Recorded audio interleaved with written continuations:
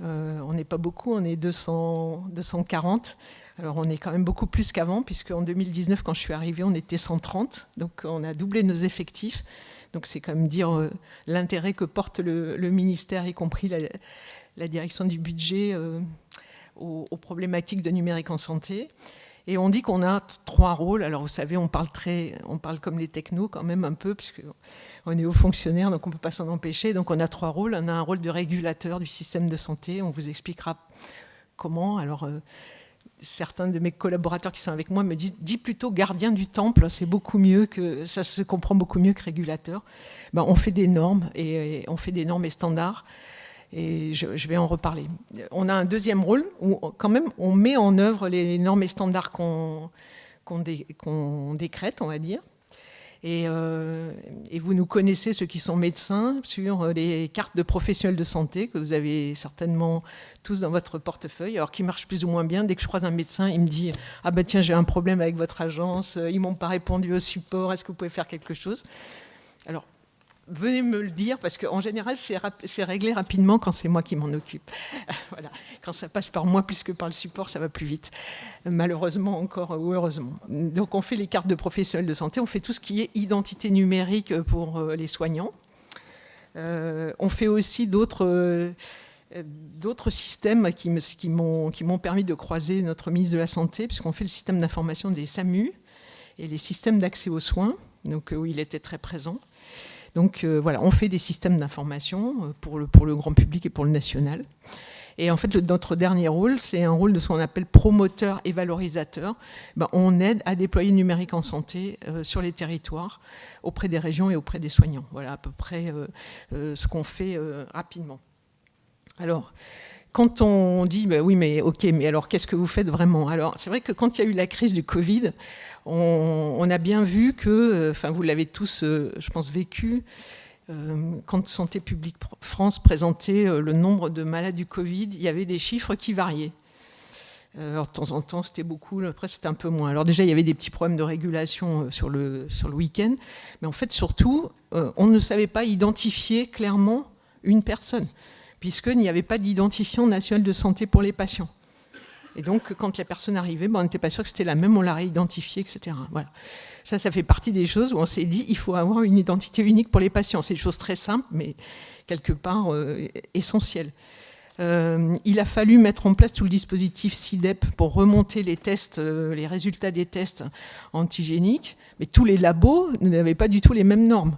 Donc il a fallu faire travailler jour et nuit des personnes qui font ce qu'on appelle des normes d'interopérabilité pour qu'ils arrivent à monter SIDEP et à faire en sorte qu'on ait des résultats pour piloter l'épidémie. Et donc quand le gouvernement a vu ça, même s'il y avait une feuille du numérique, une feuille de route Ma Santé 2022 et donc un volant numérique, ils se sont dit il faut vraiment amplifier tout ce dispositif à travers du Ségur de la santé. Alors, j'ai entendu que ce n'était pas une question d'argent, mais ils ont quand même débloqué 2 milliards pour développer la santé numérique.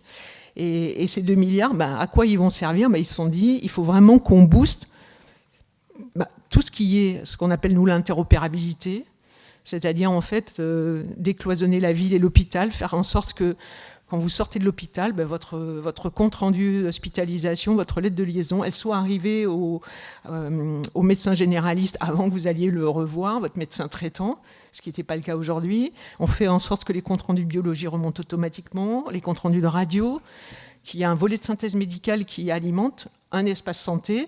Vous avez vu, il y a eu une conférence de presse du ministre de la Santé, je crois que c'est la semaine dernière, à Avignon. Il a présenté ce qui était sur mon espace santé, cette idée de mettre le patient au cœur de son dispositif et d'avoir tous des choses très concrètes et très simples, mais finalement qui circulent entre les patients avec une identité de santé, je l'ai dit, une identité pour les usagers, une identité pour les soignants. Alors on avait le RPPS, le répertoire partagé des professionnels de santé, excusez-moi, mais vraiment en l'étendant au médico-social pour faire en sorte que les EHPAD soient aussi embarqués dans cette logique, ne pas rester que sur le sanitaire et vraiment voir que l'ensemble des professions soient embarquées dans ce dispositif. Donc des règles d'interopérabilité, des règles de sécurité, des règles sur l'identité numérique, des règles sur une messagerie sécurisée de santé. Combien de fois encore vous allez voir votre médecin et il vous envoie, il vous dit envoyez-moi des choses par WhatsApp ou il vous l'envoie sur votre messagerie Gmail. Donc c'était aussi ça l'idée de mettre en place des messageries sécurisées pour qu'on soit maître de nos données du bout en bout. Alors comment on l'a fait sur le Ségur? On a fait quelque chose d'un peu innovant, c'est-à-dire on s'est dit toutes ces normes de sécurité, d'interopérabilité et d'éthique, parce qu'on a rajouté un pilier éthique, même si pour l'instant il n'y a pas trop de référentiel. On s'est dit on va se mettre tous ensemble. On a fait ce qu'on appelle des task force chez nous. On a mis des soignants, on a mis des industriels, on a mis des gens du ministère, de l'assurance maladie, de la Caisse nationale de solidarité et d'autonomie, des régions. Et on a dit, décidons quels sont les référentiels qu'on doit mettre en œuvre pour arriver à faire ça, faire en sorte que le numérique il soit déployé, qu'il soit utile pour les médecins. Mon médecin généraliste, il me disait, moi je ne vois pas ce que ça va m'apporter. Il m'a dit, je mets à peu près 3 heures par semaine au bas mot pour récupérer des dossiers, soit des lettres que j'ai, soit des dossiers que je reçois en PDF, je les lis et je les rattache à mon bon dossier patient. Je lui ai dit, avec ce qu'on est en train de faire, normalement, il y aura une identité de santé, ça va aller directement dans votre dossier patient dès que votre système sera à jour. Il m'a dit, alors là, je vous ferai une consultation gratuite. Pensez à moi-même, peut-être autre chose, ça serait plus sympa quand même. Mais bon, on a travaillé sur ça, et on a travaillé d'une façon où on a dit, on publie ces référentiels, et on fait en sorte qu'ils soient opposables, mais dans une opposabilité qui soit pour l'instant incitative, ce qu'on appelle incitative. C'est-à-dire qu'on dit, on publie nos référentiels, les industriels ont quelques mois pour se mettre en conformité, on référence ces industriels, et ensuite, l'État prend en charge la mise à niveau de ces logiciels. Et c'est doublé d'un dispositif de financement, ce qu'on appelle de financement à l'usage, c'est-à-dire que les professionnels de santé sont incités à utiliser ces logiciels référencés. Et à partir de ça, ils sont financés sur les usages. Et ça conditionne une partie de leur forfait structure, pour ceux pour qui ça parle, qui sont une partie des financements qui sont versés par l'assurance maladie. Et donc tout ça, on travaille avec les industriels, on voit avec eux pour les référencer, et ensuite, on finance cette partie-là. Voilà. Donc c'est en cours. On a référencé, je crois, c'est à peu près 120 et quelques logiciels. On en attendait à peu près 80. Là, on a fini le référencement de la vague 1 du Ségur. Et on est en train de regarder comment ça se passe le déploiement. Alors si vous êtes médecin et que vous attendez votre logiciel, vous avez jusqu'au 30 novembre là, pour prendre un logiciel référencé et commencer à faire en sorte de l'utiliser pour que votre éditeur, ça ne vous coûte rien quand vous allez déployer ce logiciel. Voilà, donc ça c'est quelque chose d'un peu nouveau. Et on veut étendre ça pour l'ensemble des dispositifs. De Mon Espace Santé, vous avez vu qu'il y a eu à peu près 12 applications là, qui ont été référencées dans Mon Espace Santé. C'est le même système. On référence des applications, on publie des critères, on les référence. Alors sur Mon Espace Santé, ils ne sont pas rémunérés, les industriels qui le font. C'est des applications gratuites ou payantes.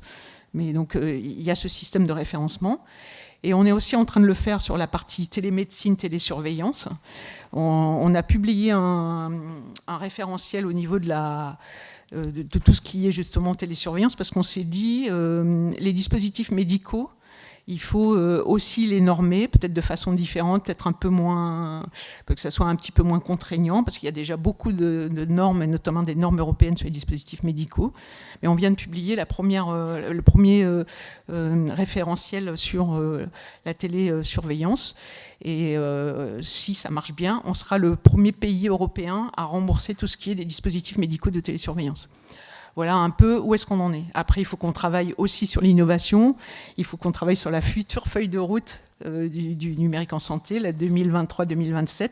Alors, il y a eu 4 grands axes qui ont été donnés par le ministre. C'est la qualité de la prise en charge, faire en sorte qu'on soit plus sur la prévention et peut-être que chacun des patients soit au cœur de sa santé, mais vraiment conscient de sa prévention. Il y a un autre pilier sur l'accès aux soins qui nous intéresse aujourd'hui. Et on a travaillé, nous, déjà sur le système d'accès aux soins, je l'ai dit tout à l'heure, mais il y a vraiment encore beaucoup de choses à faire dans le domaine. Et avec comment on peut dire, des référentiels transverses sur tout ce qui est sécurité, interopérabilité, éthique, parce que nous, on est convaincus qu'il n'y aura pas de déploiement du numérique en santé si on ne sait pas ce que deviennent nos données ou si on a l'impression qu'il y a des personnes plus ou moins fréquentables qui en font n'importe quoi. Voilà. Non, je voulais vous demander un petit peu ce que vous avez pensé de cette conférence, puisque vous avez eu la gentillesse d'y assister. Est-ce qu'en termes de conclusion, vous avez l'impression qu'on peut, grâce aux technologies nouvelles, au numérique, à l'automatisation, lutter contre les déserts médicaux et rendre du temps aux soignants? Oui, non, peut-être bien. Dites-moi votre avis. J'en suis absolument convaincu. C'est pas entre deux. Le tout, effectivement, et ce qui a été soulevé et souligné, c'est qu'il faut accompagner le changement. Et quelque part, le changement, c'est aussi bien au niveau du patient, aussi, que des soignants, que des entreprises diverses et variées. C'est vrai que c'est un vrai changement. Il faut que les patients acceptent, parce que c'est vrai qu'une des solutions, c'est la téléexpertise, c'est la téléconsultation. Demain, quand les décrets d'application seront sortis, c'est la télésurveillance. Après-demain, puisque c'est en phase de test, c'est la téléréhabilitation. Donc tous ces éléments-là, il faut les digérer. Il faut que le patient prenne confiance. Mais pour ça, il faut que le médecin lui-même en soit convaincu. Parce que tout le monde résiste au changement. Alors, une fois que vous vous les appropriez, on va pouvoir vaincre les choses. Ce qui est intéressant, c'est de voir qu'il faut changer. C'est qu'on n'a pas le choix. C'est que quelque part, on est obligé de bouger. Et ce qui est intéressant, c'est que l'État en ait pris conscience. Et qu'aujourd'hui, il dote l'agence, notamment de numérique de santé, de moyens pour faire. Alors après, il faut espérer qu'il l'utilise bien. Ça, c'est autre chose encore. Mais alors, il y a des commissions pour les surveiller, donc on peut espérer. Donc, oui, il faut être confiant de toute façon. Il faut croire en l'avenir. Okay. Hein? Ça, c'est une belle conclusion. Merci beaucoup. C'est sympa d'être venu répondre à notre petite interview. Alors, Christian Montfort, M-O-N-T-F-O-R-T.